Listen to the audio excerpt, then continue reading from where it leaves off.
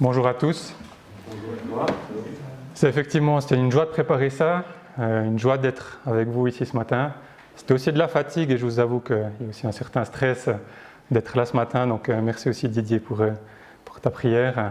J'ai besoin de l'aide de Dieu pour ça. Et puis donc on va commencer. Pourquoi ?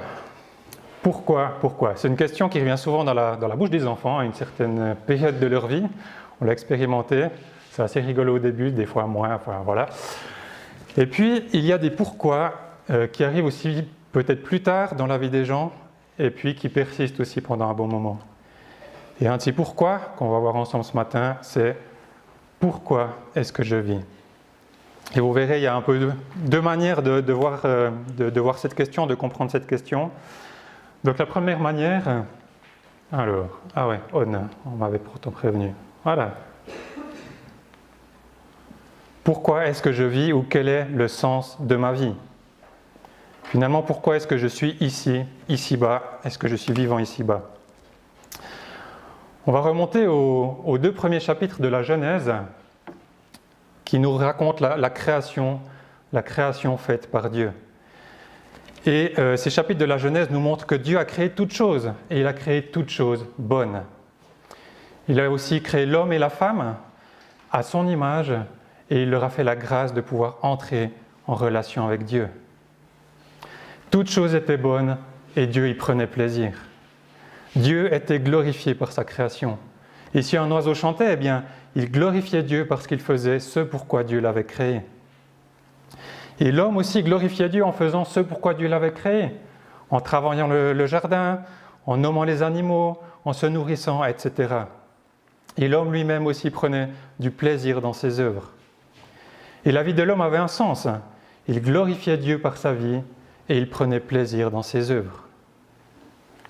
Puis vint la chute et le péché entra dans le monde. Et avec le péché, la mort. Et le péché a mis son empreinte hideuse sur chaque parcelle de la création. L'homme a été puni, chassé loin de la présence de Dieu. Et si l'histoire s'arrêtait là, eh bien quel espoir pour l'humanité ? Quel sens à la vie de l'homme ? Alors certains pourraient dire, et certains le disent d'ailleurs, mais on n'a pas besoin de Dieu. L'espoir se trouve dans la science. En petite parenthèse déjà, les bonnes choses de la science, c'est déjà une grâce de Dieu. Voilà, je ferme la parenthèse. Et c'est vrai que la science a permis d'inventer des machines qui facilitent le travail de l'homme, qui accroissent sa prospérité. Elle a permis de trouver des médicaments aussi. Mais la science a aussi permis de créer des machines de guerre et des bombes de plus en plus perfectionnées. Mais alors on a les droits de l'homme, on a l'humanisme, on a la paix. L'homme moderne semble enfin avoir évolué. Eh bien les deux guerres mondiales, les autres guerres du XXe siècle ont montré que ce n'était pas le cas. Mais grâce au progrès de la médecine, eh bien on peut dire la mortalité a reculé. Donc déjà, première nouvelle, le taux de mortalité est toujours de 100%. Et puis, effectivement, si l'espérance de vie a augmenté, l'espérance tout court n'a pas forcément augmenté. On voit beaucoup de gens désespérés et on voit malheureusement encore beaucoup de suicides. Mais alors la liberté, l'homme occidental du XXIe siècle, franchement, c'est la liberté, c'est le siècle de la liberté. Mais on constate que l'homme est esclave de son travail, de ses passions et de bien d'autres choses encore. Quel est le bilan pour l'humanité sans Dieu ? Quel est l'espoir ? Si l'histoire s'arrêtait là, franchement, moi je trouve la réponse désespérante. Pourquoi vivre ? Pourquoi ? On peut se reposer la question.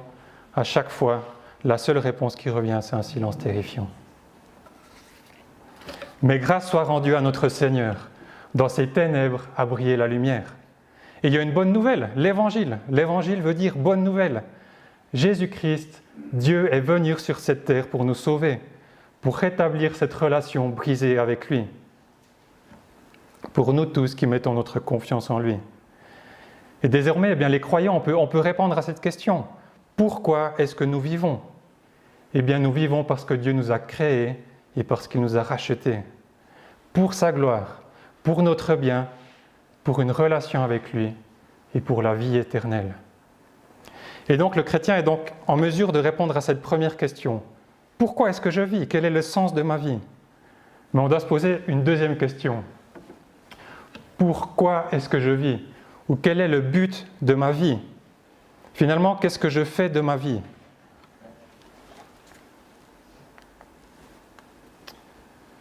Le royaume des cieux est encore semblable à un trésor caché dans un champ. L'homme qui l'a trouvé le cache. Et dans sa joie, il va vendre tout ce qu'il a et achète ce champ. Le royaume des cieux est encore semblable à un marchand qui cherche de belles perles. Il a trouvé une perle de grand prix et il est allé vendre tout ce qu'il avait et l'a acheté. Puis, ayant appelé la foule avec ses disciples, Jésus leur dit : « Si quelqu'un veut venir après moi, qu'il renonce à lui-même, qu'il se charge de sa croix et qu'il me suive. Car celui qui voudra sauver sa vie la perdra, mais celui qui perdra sa vie à cause de moi et de la bonne nouvelle la sauvera. Et que sert-il à un homme de gagner tout le monde s'il perd son âme ? »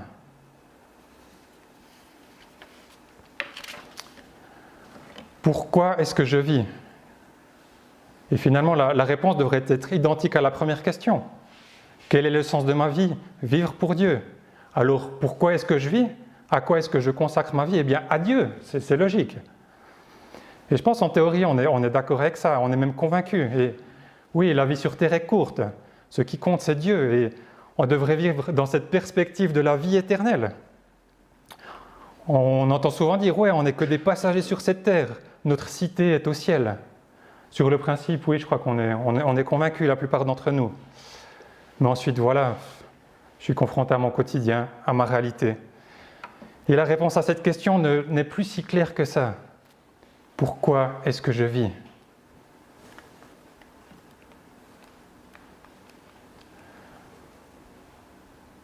Avant de continuer, j'aimerais préciser une chose. Si nous vivons pour Dieu, si nous voulons vivre pour Dieu, ce n'est pas dans le but d'être sauvé. On vit pour Dieu parce qu'on est déjà sauvé. Et c'est là que se trouve la frontière avec le légalisme dans laquelle on pourrait vite glisser. On ne cherche pas à vivre pour Dieu pour qu'il nous bénisse, mais parce qu'il nous bénit. On veut vivre pour Dieu, pas pour qu'il nous sauve en échange, mais parce qu'il nous a déjà sauvés. Et en même temps, en voulant fuir le légalisme, des fois on pourrait tomber dans l'autre extrême, dans l'autre travers dont nous parle Paul. Quoi donc ? Pécherons-nous parce que nous ne sommes point sous la loi, mais sous la grâce ? Donc est-ce qu'on fait un prétexte de la grâce pour pécher ? Et non, nous voulons vivre pour Dieu. Et nous voulons vivre pour Dieu parce qu'il nous a sauvés. Romains 12, 1.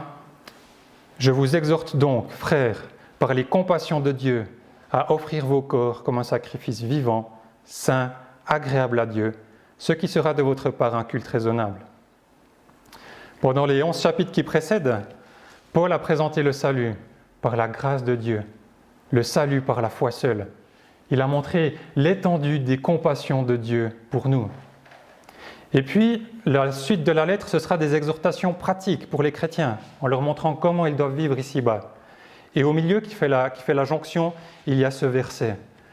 Je vous exhorte donc, frères, par les compassions de Dieu, à offrir vos corps comme un sacrifice vivant, saint, agréable à Dieu.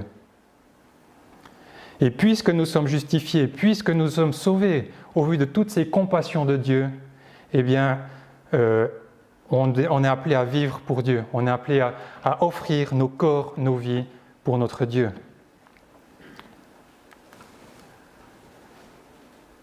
Ayez en vous les sentiments qui étaient en Jésus-Christ, lequel, existant en forme de Dieu, n'a pas regardé comme une proie à arracher d'être égal avec Dieu, mais s'est dépouillé lui-même en prenant une forme de serviteur, en devenant semblable aux hommes. Et ayant paru comme un simple homme, il s'est humilié lui-même, se rendant obéissant jusqu'à la mort, même jusqu'à la mort de la croix.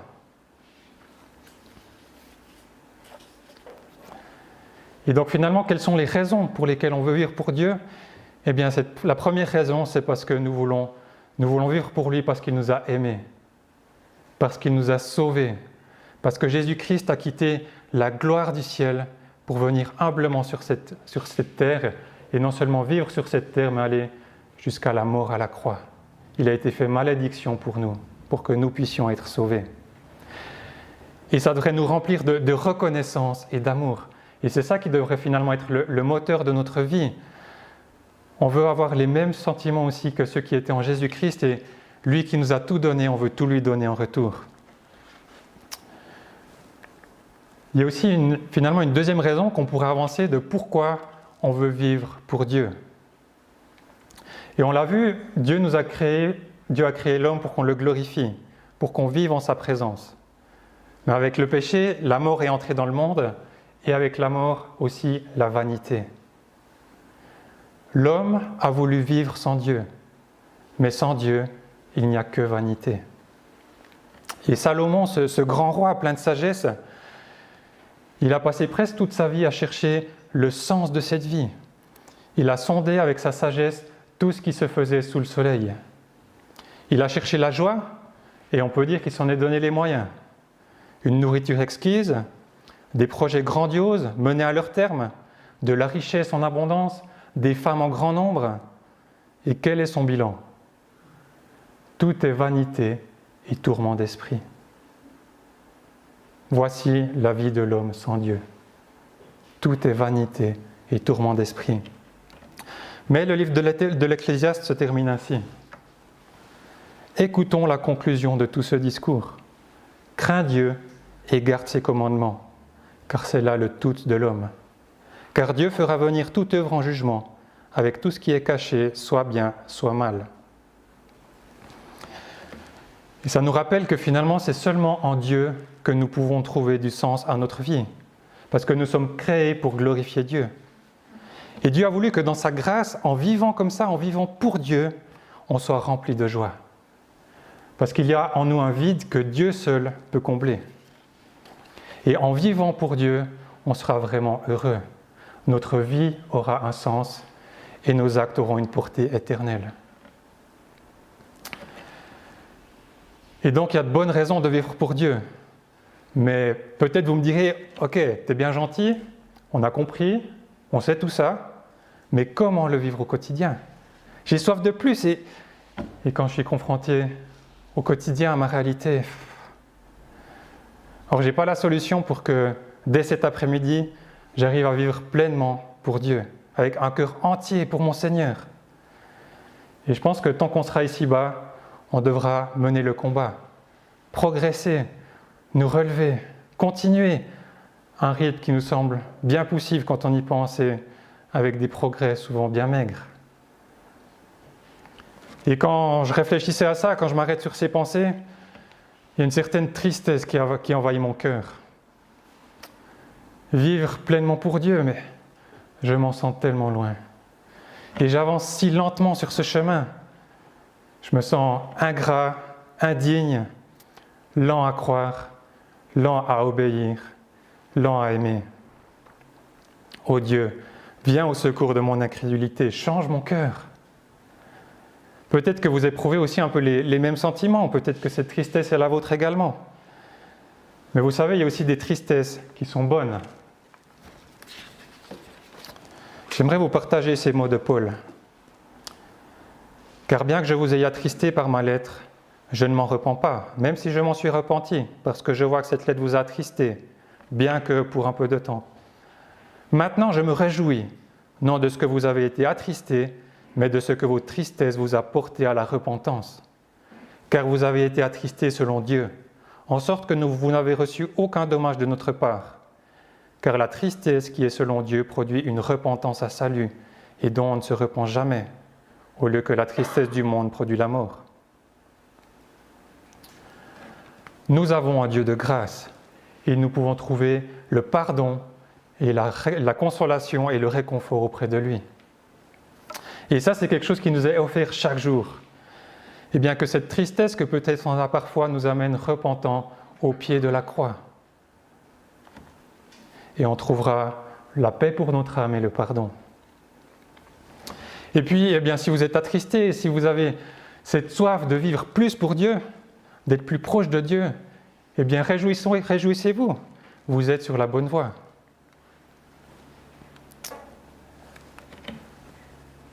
Alors finalement, vivre pour Dieu, comment? Oui, j'ai soif de plus, je suis triste de ne pas réussir à vivre plus pour Dieu, mais comment faire pour progresser? Une première chose, eh bien, c'est de regarder dans quoi nous devons progresser, de définir dans quoi on doit progresser. Quels sont les 2 plus grands commandements? Tu aimeras le Seigneur ton Dieu de tout ton cœur, de toute ton âme et de toute ta pensée. C'est le premier et le plus grand commandement. Et voici le second qui lui est semblable. Tu aimeras ton prochain comme toi-même. Et on doit, c'est vrai, grandir dans notre relation avec Dieu, grandir dans nos relations avec nos frères et sœurs, avec notre prochain. Et c'est là la base de toute la loi. On doit mener le combat, lutter contre le mal, lutter pour le bien aussi. Que notre lumière brille sur cette terre, que nous reflétions Dieu. Et tout ça, après, ça se concrétise dans tout notre quotidien. La gestion de notre temps, la gestion de notre argent, nos dons mis au service de l'Église, notre aide tout concret aux problèmes tout concrets des gens tout concrets qui nous entourent. La fidélité à notre épouse, la patience envers nos enfants, l'intégrité dans notre travail, la reconnaissance envers Dieu, le contentement, la joie, nos pensées, etc. C'est un vaste programme, hein, on est d'accord. Mais avant tout, je dirais le point principal, c'est notre cœur qu'on doit donner à Dieu. Garde ton cœur plus que toute autre chose, car de lui viennent les sources de la vie. Et finalement, le reste suivra. Si on donne notre cœur à Dieu, le reste suivra. Et oui, si on doit chercher à progresser dans tous ces domaines que j'ai énumérés, dans toutes ces choses de notre vie, eh bien c'est premièrement dans notre relation avec Dieu qu'on doit progresser. Dans cette connaissance intime de Dieu, en nous rappelant ses œuvres, ses promesses, c'est là qu'on doit progresser. Et ensuite, vivre pour Dieu, comment? Eh bien, en mettant aussi le doigt sur nos difficultés. Qu'est-ce qui m'empêche de vivre pour Dieu? On va en voir quelques-unes, malheureusement la liste n'est pas exhaustive. Un premier obstacle, eh bien, c'est notre orgueil. Je ne veux pas me soumettre à Dieu. Je veux être mon propre maître. Et ce qui compte le plus dans ma vie, c'est moi. Je mérite que je me consacre toute ma vie. Ou en tout cas le meilleur. Puis en plus, je sais quand même mieux que Dieu ce qui est bon pour moi. C'est quand même moi le mieux placé, non? On est d'accord. Dans cette situation, dans cette priorité à fixer, ok, la Bible me montre quelque chose, mais je sais que c'est cette autre chose qui est la meilleure pour moi. L'orgueil. La paresse nous guette également. J'ai un collègue qui disait « Ne fais pas aujourd'hui ce qu'un autre pourrait faire demain ». C'est profond, hein? La paresse. Il faudrait que je commence ce fameux livre chrétien qu'on m'a conseillé. Ouais, je ferai ça demain. Cette mauvaise habitude à lâcher. Ouais, c'est vrai, faudrait que j'arrête, mais aujourd'hui, j'ai pas trop l'énergie de m'atteler à ça. Aller à une rencontre d'église.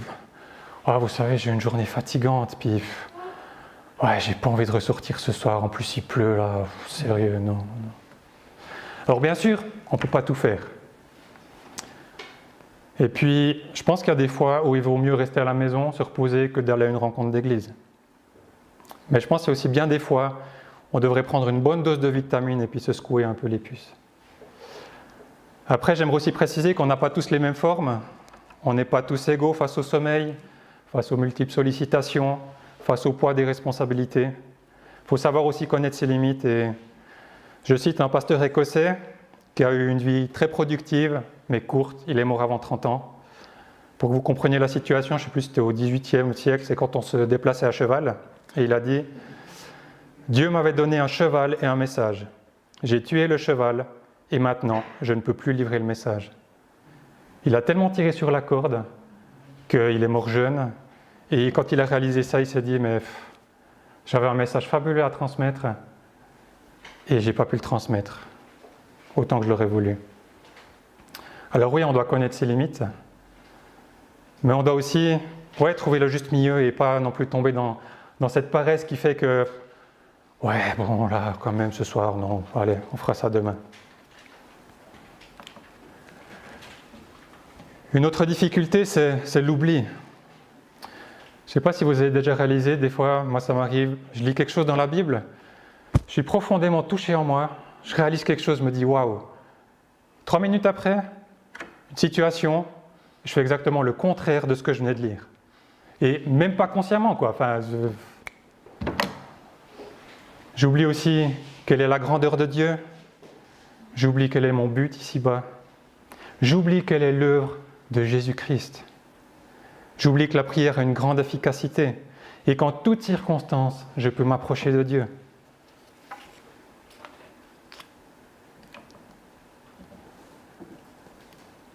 Une autre difficulté, c'est toutes ces ronces qui m'empêchent de porter du fruit. L'abondance, le confort, les plaisirs de la vie. Alors oui, ce sont des grâces que Dieu nous donne. Mais si on y attache notre cœur plutôt qu'à Dieu, cette abondance devient toxique. Qu'il est difficile à un riche d'entrer dans le royaume de Dieu. Et on pense parfois qu'on a trop à perdre de suivre Dieu.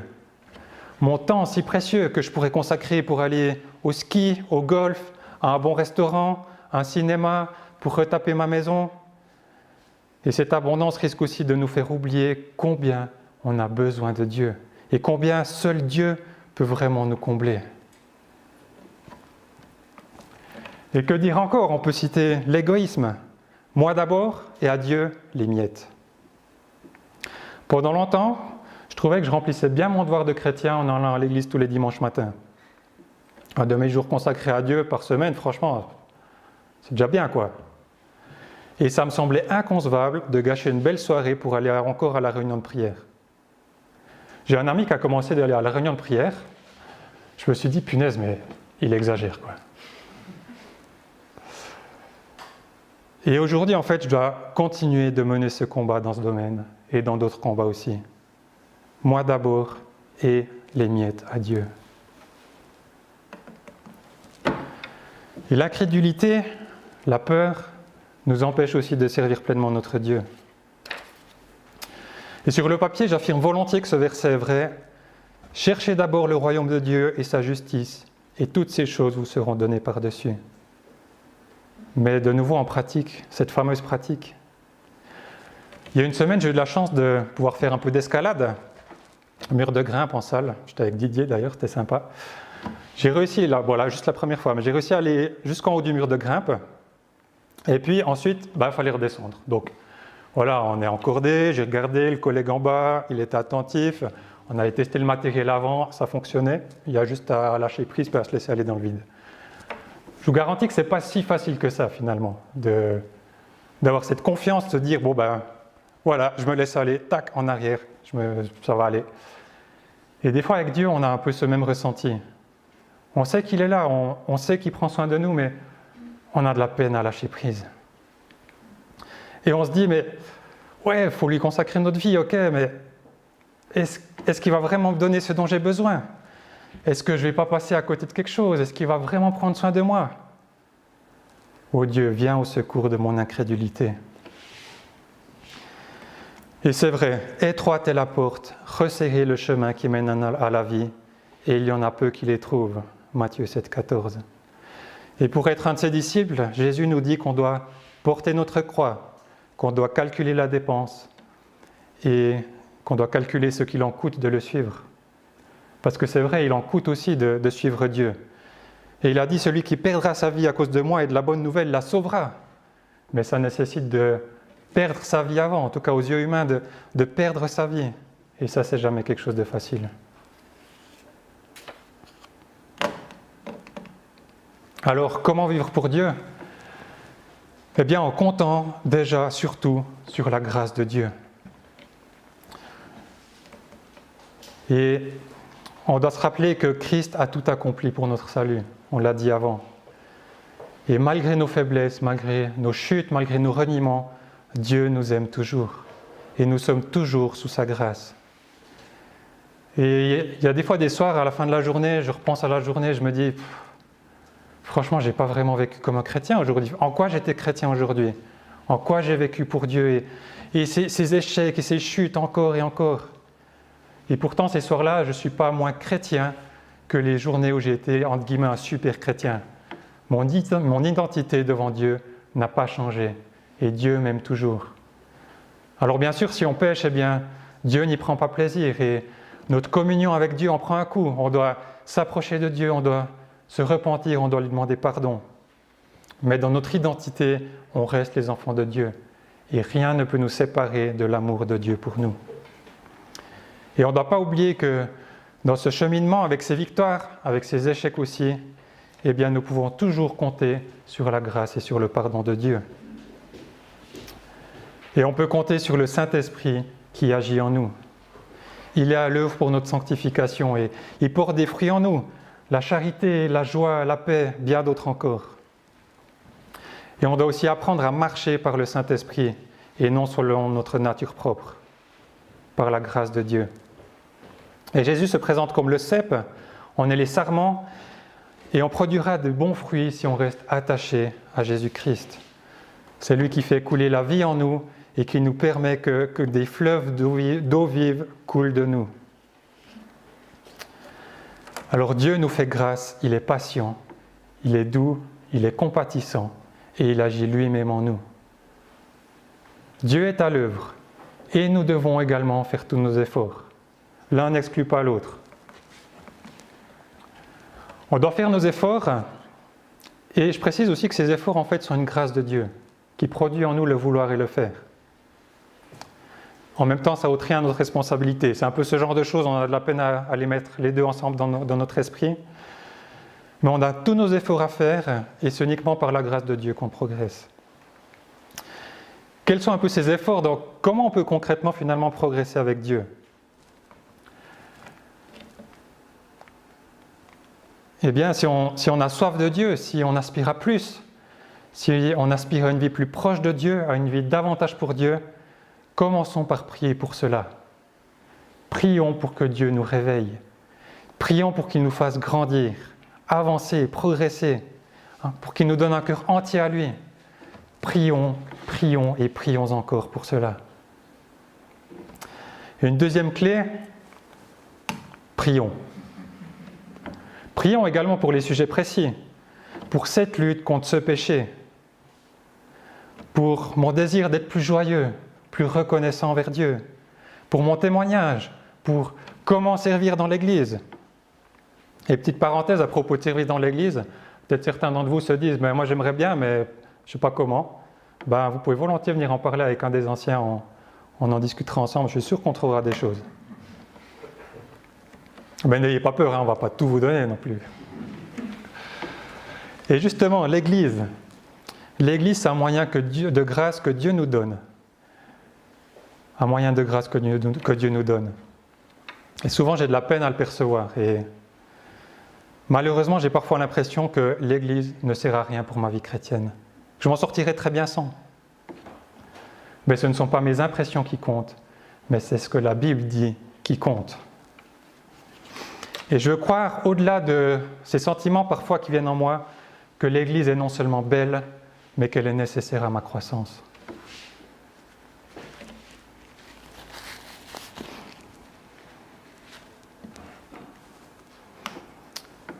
Dieu nous parle, Dieu nous instruit, Dieu nous enseigne la sagesse, Dieu nous montre ce qui est juste.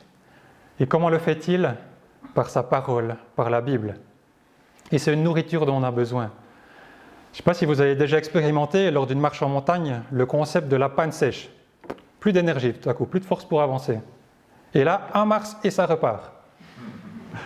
On grignote un petit truc, puis on retrouve des forces et ça nous permet d'avancer encore. La marche chrétienne sans la Bible, en fait, c'est vouloir faire un marathon alpin sans manger ni boire. On n'arrivera plus à avancer. Et c'est en grandissant dans la compréhension de qui est Dieu, de ce qu'il a fait pour nous, qu'on sera toujours plus motivé de marcher à sa suite. Qu'on sera rempli de reconnaissance, d'amour pour lui. Et comment on peut grandir dans cette compréhension de Dieu et de ses œuvres si on ne médite pas ça dans la parole de Dieu?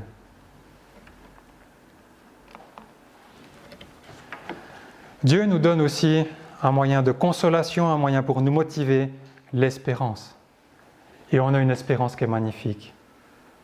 Plus de larmes, plus de souffrance, mais une joie inexprimable. Et cette espérance nous aide à avancer quand on y pense. C'est une consolation eh bien rappelons-nous cette espérance.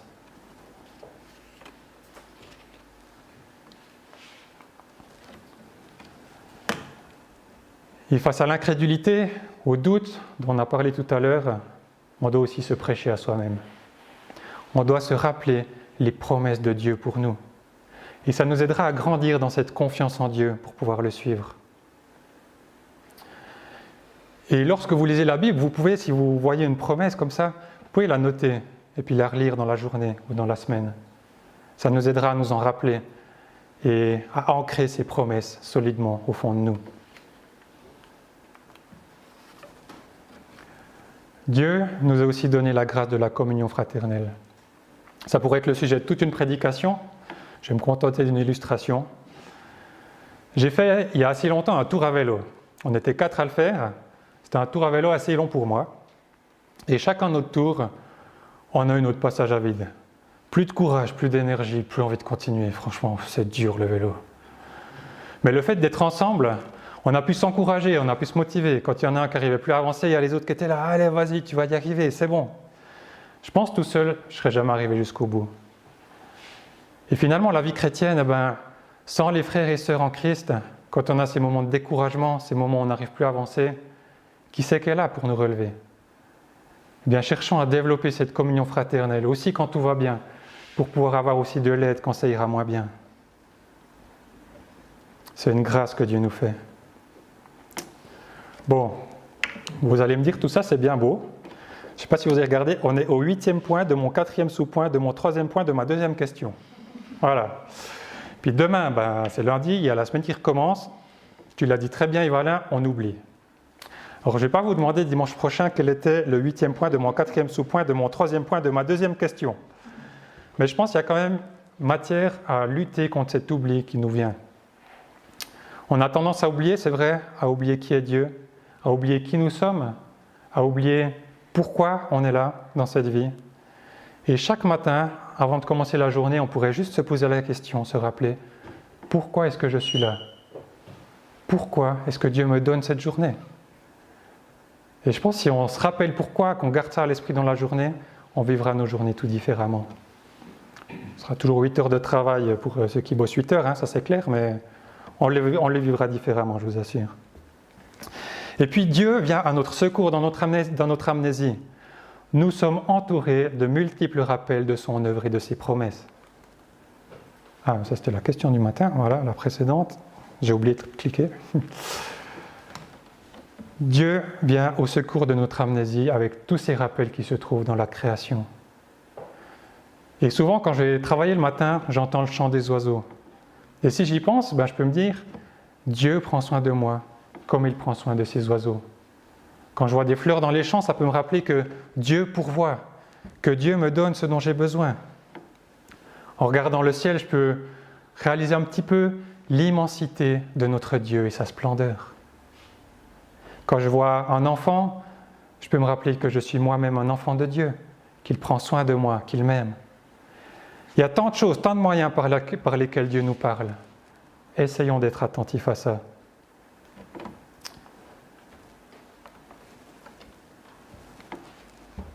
On peut se rappeler aussi que Dieu a préparé d'avance de bonnes œuvres pour nous, pour qu'on les accomplisse. Peut-être des fois on se dit, je ne me sens pas utile.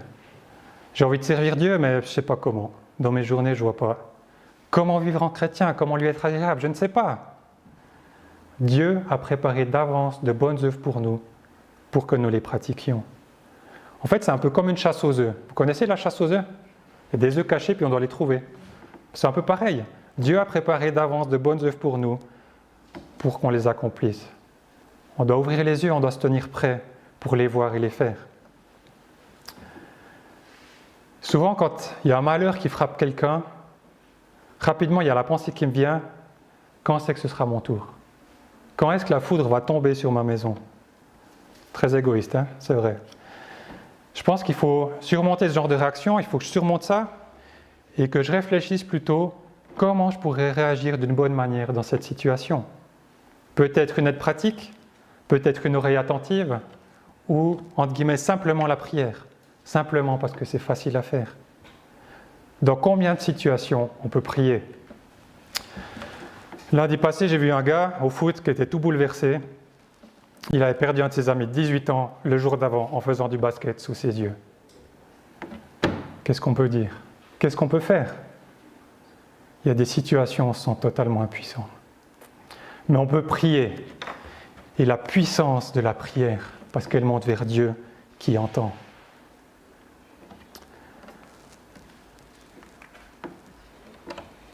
Et une note plus positive, va, mange ton pain avec joie, bois gaiement ton vin, car dès longtemps Dieu prend plaisir à ce que tu fais. L'Ecclésiaste. Et la vie avec Dieu n'exclut pas la joie. Parfois on a l'impression que c'est le cas, on présente le christianisme comme on doit renoncer à toute joie pour être des bons chrétiens. Non! Dieu nous dit, mais mange ton pain avec joie, bois ton vin gaiement, profite de ces joies de la vie que je te donne. Et en fait, ces joies sont même plus grandes si on les vit avec Dieu.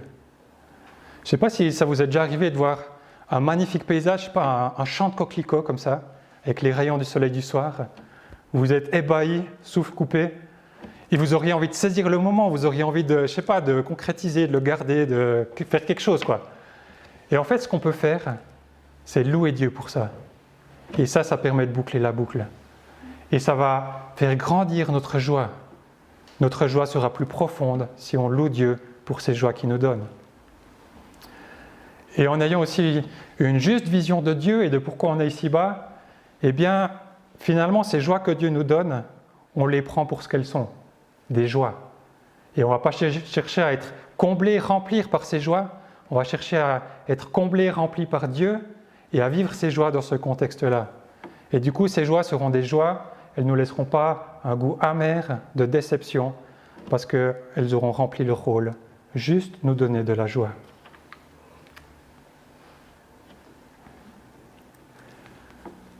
Voilà un peu toutes ces pistes qu'on a vues. Et c'est vrai, comment vivre pleinement pour Dieu? Cette question, eh bien, chaque chrétien doit se la poser. Et cette vie pleinement pour Dieu concerne chaque chrétien. Ça doit être le but de la vie de chaque chrétien. Je cite le passage d'un livre de Pascal Denot. « Dieu vous a fait des dons particuliers. Il a réuni des circonstances uniques pour votre vie et vous a placé à un endroit qu'aucune autre personne n'occupe dans l'univers. Nous avons un rôle à jouer, ici-bas, là où Dieu nous place, chacun d'entre nous. Et finalement, c'est un combat de toute une vie pour vivre ce rôle comme Dieu veut que nous le vivions. Et je termine avec cette phrase de Paul, que j'appelle son épitaphe, parce qu'il l'a dit à la fin de sa vie, et il a dit « J'ai combattu le bon combat, j'ai achevé la course, j'ai gardé la foi. » Et mon désir le plus grand, c'est à la fin de ma vie, quand je regarderai en arrière, de pouvoir dire pareil. J'ai combattu le bon combat, j'ai achevé la course, j'ai gardé la foi. Eh bien, que Dieu nous vienne en aide jour après jour. Amen.